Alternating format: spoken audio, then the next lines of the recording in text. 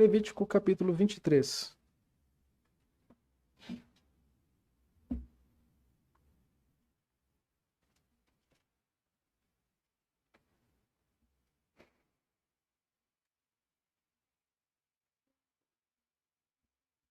Nós vamos ler a partir do versículo de número 33.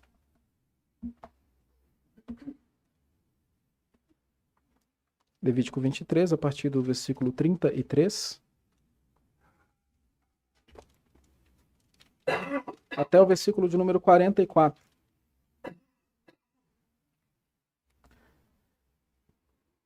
De 33 a 44, a palavra do Senhor diz assim: Disse mais o Senhor a Moisés: Fala aos filhos de Israel, dizendo: Aos 15 dias deste mês sétimo será a festa dos tabernáculos ao Senhor por 7 dias. Ao primeiro dia haverá santa convocação. Nenhuma obra servil fareis. 7 dias oferecereis ofertas queimadas ao Senhor. Ao oitavo tereis santa convocação e oferecereis ofertas queimadas ao Senhor. É reunião solene. Nenhuma obra servil fareis.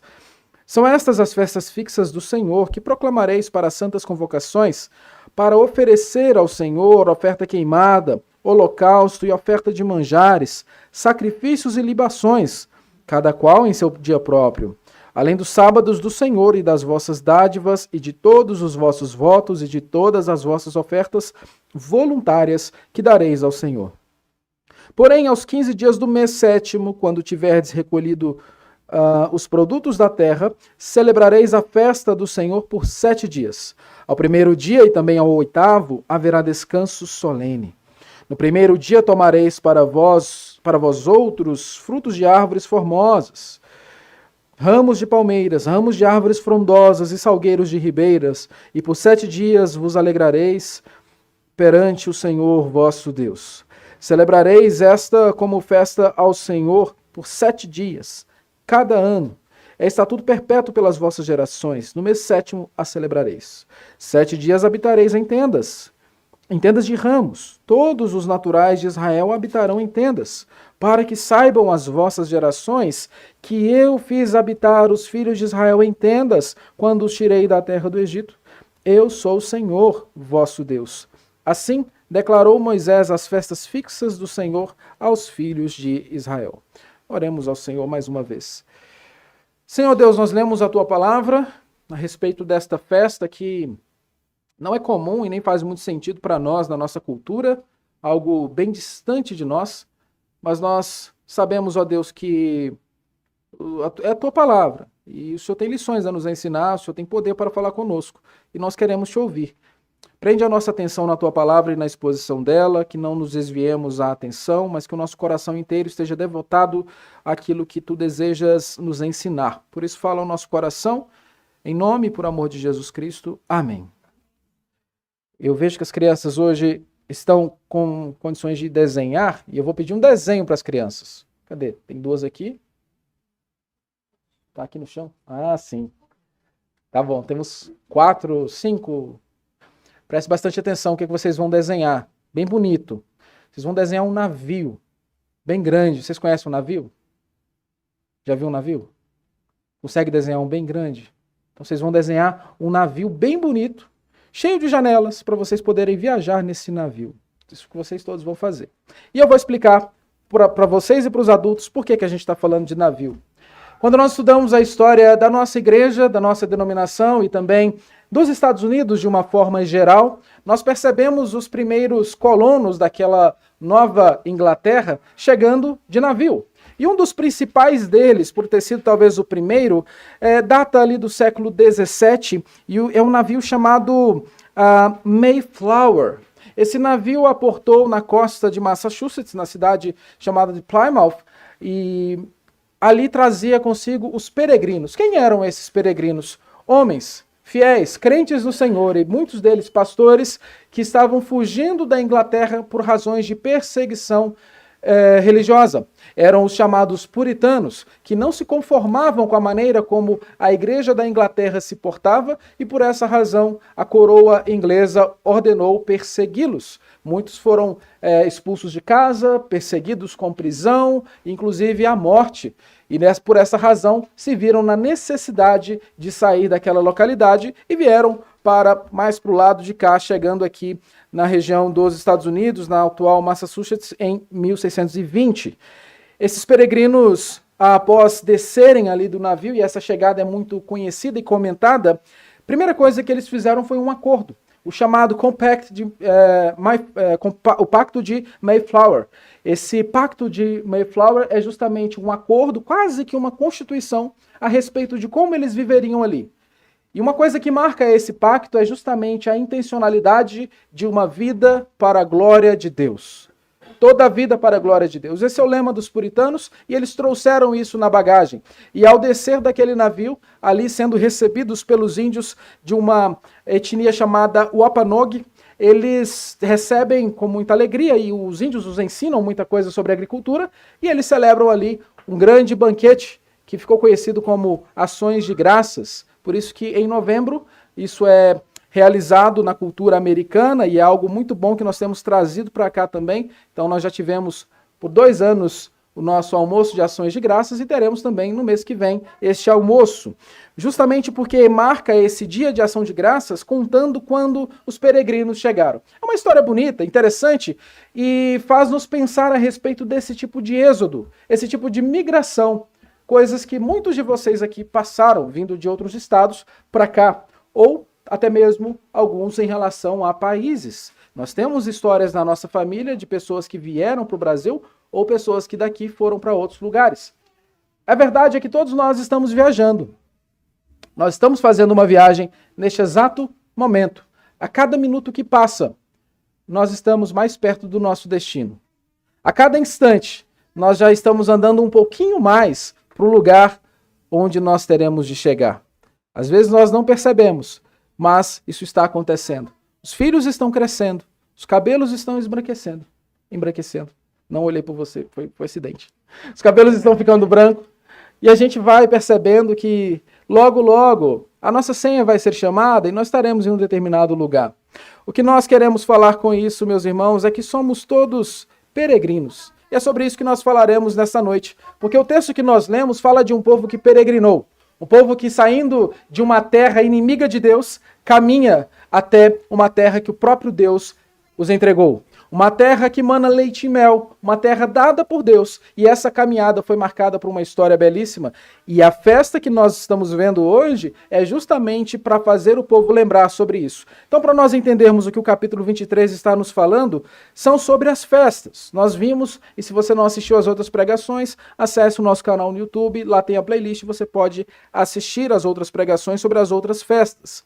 Mas vamos nos prender aqui a festa dos tabernáculos, que mostra justamente como era importante o povo se lembrar de onde eles saíram. Você se lembra de onde você veio? Vocês se lembram de onde vocês vieram? É isso que a Bíblia está nos chamando a fazer. Lembrar onde nós estávamos e lembrar do nosso caminho. Eu consigo me lembrar de onde eu vim. E eu preciso fazer isso com muita frequência para eu não me esquecer de para onde eu estou indo.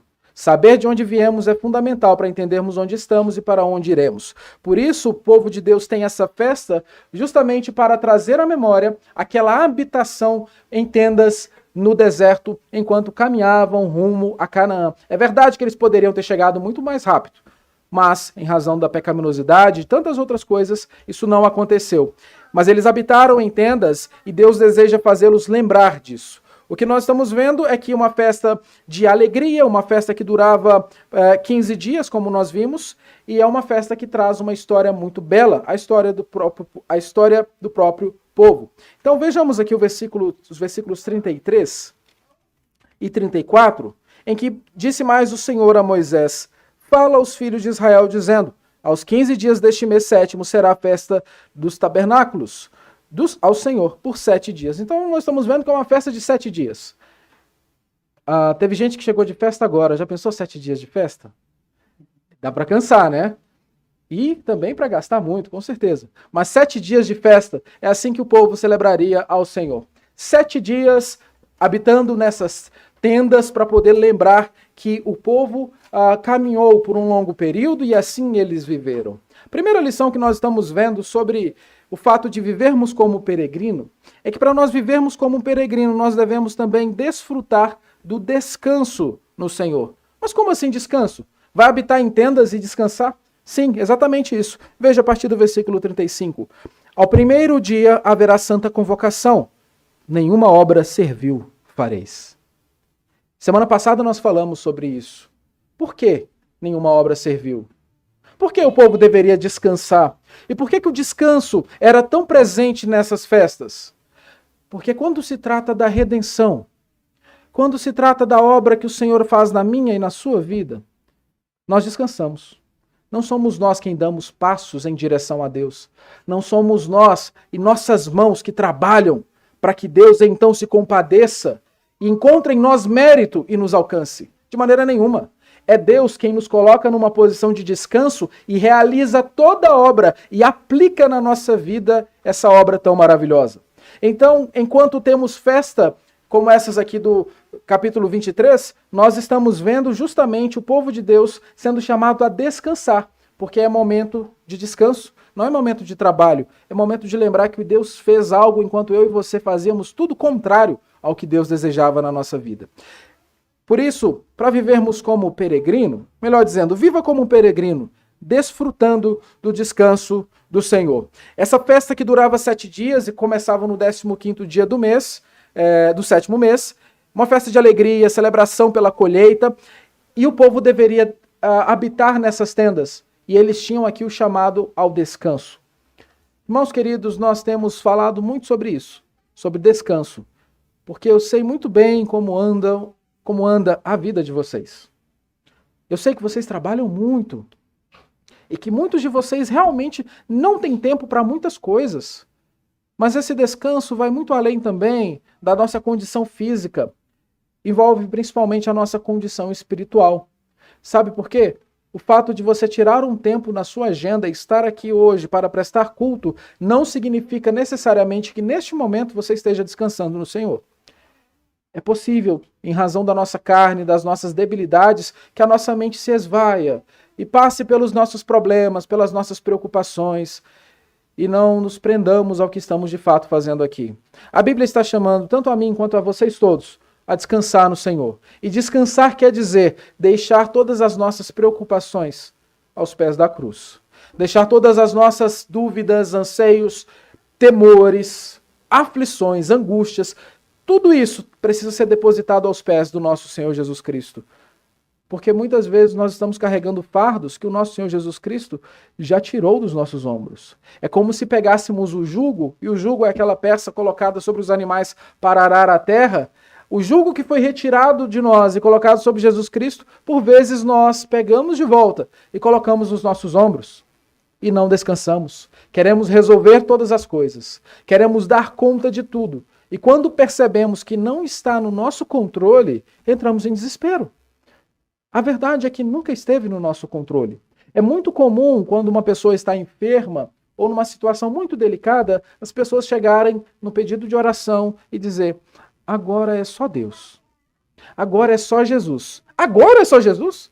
Depois que tudo deu errado, agora é Jesus? Esse tipo de frase reflete justamente uma percepção de que nós temos o controle e a capacidade de solucionar problemas, que Deus só serve para ser chamado quando as nossas possibilidades se esvaem, quando a nossa capacidade se torna inútil. Aí sim, Deus pode resolver a nossa dificuldade. Irmãos queridos, se nós entendermos que Deus está tanto no início quanto no fim, que Ele é o alfa e o ômega, nós podemos ter uma jornada muito mais tranquila, porque nós temos a plena convicção de que nós não estamos na direção. Às vezes agimos como aquele passageiro carona, que gosta de dar palpite, que gosta de falar para o motorista, mas ele mesmo não tem os pedais, não tem o volante e nada pode fazer. A verdade é que nós estamos no banco carona. Qual é o nosso dever? Observar a paisagem, curtir a música e dormir, descansando. É isso que um carona faz. A não ser que esteja comigo, aí eu preciso de alguém para me acordar, porque eu também durmo. Mas, irmãos queridos, a Bíblia nos ensina exatamente isso. Um descanso no Senhor, um descanso cuidadoso, entendendo que Ele é quem faz toda a obra. Por isso, quando vocês virem na Bíblia o Senhor dizendo, olha, nenhuma obra serviu fareis, não pense que o povo de Israel era preguiçoso, que o povo não gostava de trabalhar, não tem nada a ver com isso. É Deus dizendo, não é dia de trabalhar, é dia de pensar no que eu trabalhei para você, no que eu fiz por você, e não nas obras servis que vocês podem executar. E é isso que o Senhor nos chama. Então, para nós vivermos como peregrino, nós devemos viver desfrutando do descanso no Senhor. Aprendemos isso do 33 ao 36. Agora, uma outra coisa muito importante que nós precisamos perceber é que devemos viver também desfrutando da provisão do Senhor. Versículo 37 diz assim: são estas as festas fixas do Senhor que proclamareis para santas convocações, para oferecer ao Senhor oferta queimada, holocausto e oferta de manjares, sacrifício e libações, cada qual em seu próprio dia. 38. Além dos sábados do Senhor e das vossas dádivas, de todos os vossos votos e de todas as vossas ofertas voluntárias que dareis ao Senhor. É interessante que é como se isso fosse uma música da nossa vida, uma música que está contando como nós devemos viver e agir. A palavra do Senhor nos mostra que primeiro eles deveriam descansar, depois eles deveriam oferecer ofertas, entregar ofertas ao Senhor. Qual é o ensino? O que vem da sua mão não foi você quem conquistou, você descansou. E aquilo que você tem em mãos foi Deus quem te deu, e das suas mãos você devolverá para Ele. É isso que nós somos instruídos. Quando nós oferecemos em serviço de culto as nossas orações, os nossos cânticos, a pregação, tudo é apenas um retorno. Quando entregamos dízimos e ofertas, o que estamos fazendo, na verdade, é devolver ao Senhor parte de tudo aquilo que Ele nos dá. É por isso que o crente é sempre chamado à generosidade, uma vida de oferta, uma vida de sacrifício, no sentido até mesmo financeiro. Uma vida de abnegação, em que não somos apegados ao dinheiro nem avarentos, mas nos preocupamos em benevolentemente entregar parte daquilo que recebemos, reconhecendo a provisão de Deus. Por isso, os nossos dízimos e ofertas são um reconhecimento de que Deus tem sido generoso conosco. Por essa razão, nós também somos generosos com a obra do Senhor. Com muita alegria entregamos a Ele. Desfrutando, então, da provisão do Senhor. Eu gostaria que você pensasse neste momento em todas as coisas que você tem, todas as posses, todos os teus bens. Pense também na tua conta. Não se entristeça, mas pense. Pense em tudo aquilo que você tem em mãos, em carteira e assim por diante. Quanto disso, de tudo isso, quanto disso foi você mesmo quem conquistou? Se você encontrar alguma destas coisas e você chegar à conclusão que destas coisas todas, tua casa, o teu carro, o teu recurso financeiro, até mesmo o limite, tudo, se você chegar à conclusão de que algo disso veio das suas próprias mãos, saiba que você está em apuros. Porque foi Deus quem te deu. Foi Ele quem abriu as comportas do céu e derramou bênção sem medida sobre a minha vida, sobre a sua vida, de forma que nós nem mesmos merecíamos. Mas ainda assim Ele com generosidade nos abençoa e cuida de cada um de nós. É por isso que é um absurdo tão grande quando nós vemos pessoas que são gananciosas do ponto de vista financeiro e querem usar influência por meio do dinheiro, do poder e tantas coisas para subir e para aparecer. Vontade de mostrar para os outros que tem. Sabe por que isso é tão absurdo? Porque o que a pessoa tem não veio dela mesma. Se bem que geralmente quem faz isso é porque não tem nada e quer mostrar e quer aparecer para os outros. Sabemos. Mas o ponto é, as pessoas gostam de mostrar o que tem, mas mal sabem elas que na verdade não veio delas mesmas, veio do Senhor. E o Senhor jamais usaria alguma dessas coisas para esfregar na cara de outra pessoa. Por isso nós precisamos entender que tudo que nós temos vem do Senhor e para Ele nós devolvemos. E assim nós devemos viver desfrutando da provisão do Senhor.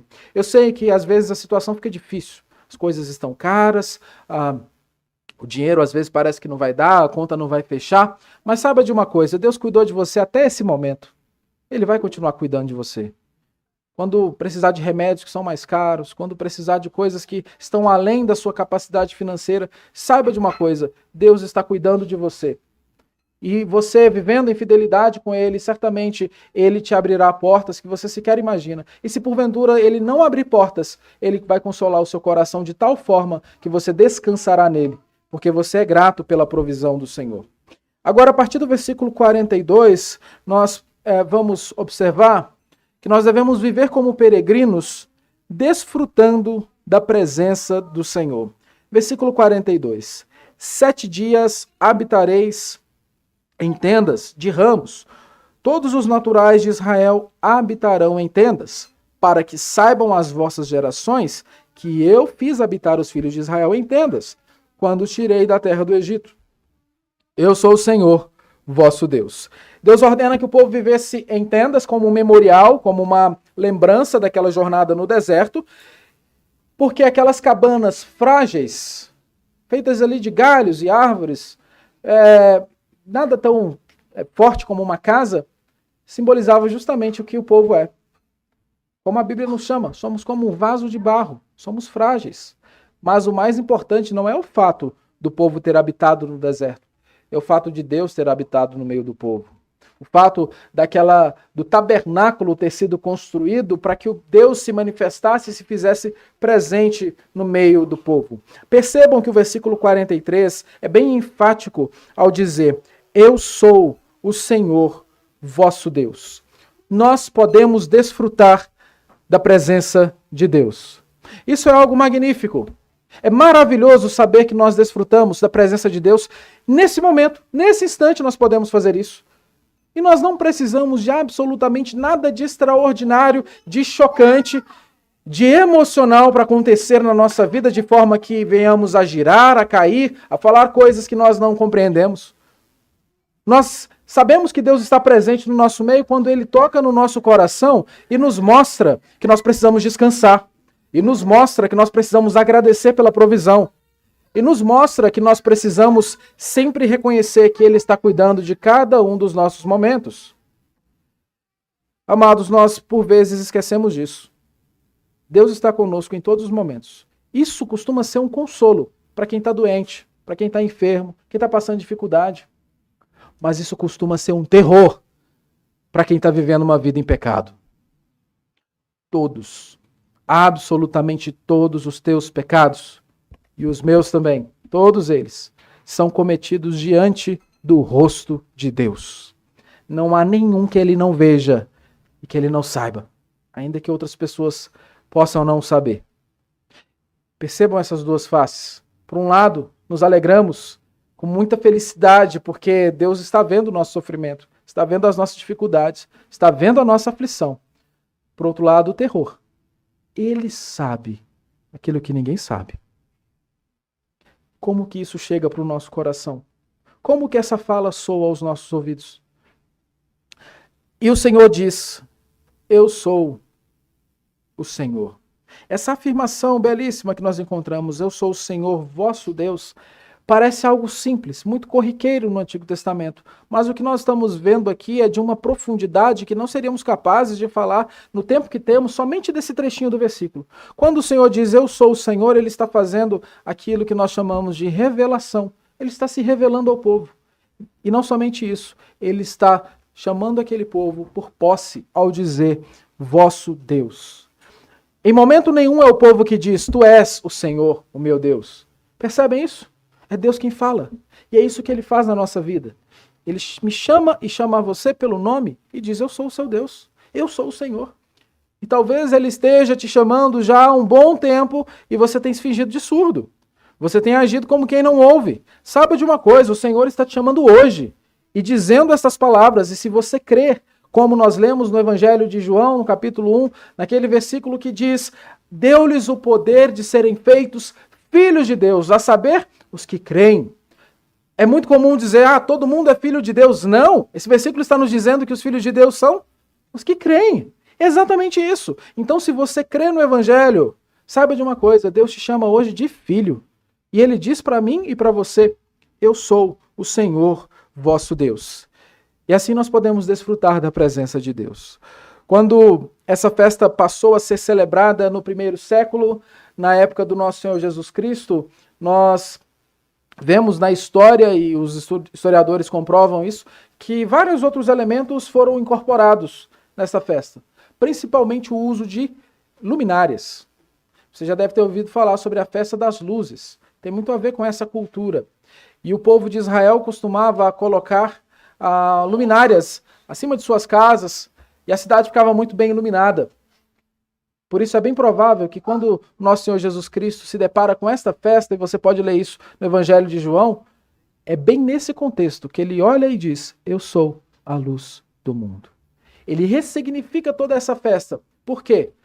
Porque ele, como um peregrino, habitou em lugares onde ele não tinha onde reclinar a cabeça. Caminhou no deserto por um longo período, sendo tentado e fustigado pelas causas naturais humanas. Não somente isso, ele esteve com o povo, mas acima de tudo, como nós lemos em Apocalipse, ele é o tabernáculo de Deus com os homens. E nos deixou uma frase belíssima: eis que estou convosco até a consumação do século. Nós temos a certeza e a garantia de que Deus está conosco. E Ele caminha conosco enquanto nós caminhamos com Ele. Ele está nos ajudando e nos fortalecendo em cada uma das nossas debilidades. Ele está enxergando as injustiças que podem nos acometer. Ele está enxergando cada luta que nós podemos ter. Mas, acima de tudo, nós não temos nele agora um tabernáculo feito por gravetos, árvores e por madeira. Nós temos agora um abrigo que é muito mais seguro. Nós temos um refúgio verdadeiro. Isso que é o nosso Senhor Jesus Cristo, que habita comigo e com você. Por isso, viva como um peregrino. Viva desfrutando do descanso no Senhor, certo de que nenhuma obra servil precisa ser feita por mim e por você, porque Ele fez tudo por nós. Viva desfrutando da provisão de Deus, na certeza de que cada bem que você tem, cada coisa, tudo veio da mão dele. E por isso, seja generoso, viva desfrutando da provisão e também abençoando as pessoas. E por fim, desfrute da presença do Senhor. É assim que nós vamos viver e é assim que nós vamos viajar. Mas acima de tudo, lembremos-nos, não precisamos mais habitar em tendas. Hoje nós temos esse refúgio verdadeiro, que é o nosso Senhor Jesus Cristo. Que Ele fale sempre ao nosso coração, em nome de Jesus. Amém.